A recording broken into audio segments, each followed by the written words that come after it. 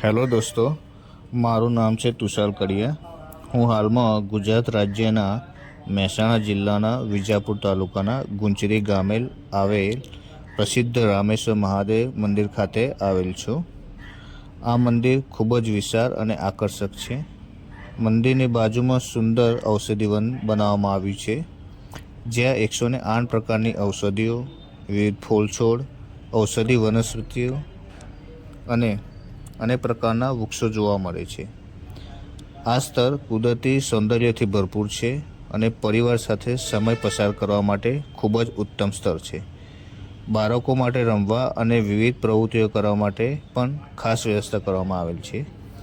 ઉપરાંત અહીં એક દિવસીય પ્રવાસ અને પ્રવૃત્તિ માટે સુવિધા ઉપલબ્ધ છે. મુલાકાતીઓ માટે સ્વાદિષ્ટ જમવાની પણ સારી વ્યવસ્થા કરવામાં આવેલ છે, જેથી અહીં આખો દિવસ આનંદપૂર્વક પસાર કરી શકાય. કુદરત, આધ્યાત્મિકતા અને આરોગ્યનો અનોખો સંગમ અનુભવો હોય તો ગુંચરી ગામે આવેલ રામેશ્વર મહાદેવ મંદિરની તેમજ ઔષધિ વનની મુલાકાત જરૂર લેવી જોઈએ. હર હર મહાદેવ.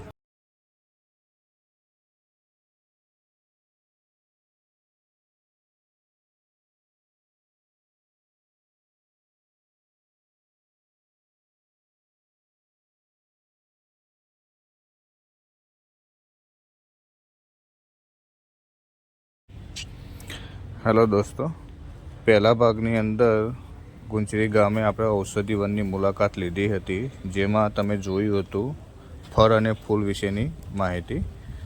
હવે આજે પાર્ટ 2ની અંદર તમે બધા જોશો કે ફૂલ અને ઔષધિ વિશેની તમે માહિતી. બરાબર?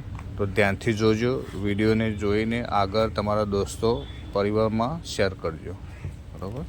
અને ગમે તો તમને આગળ લાઈક કરજો.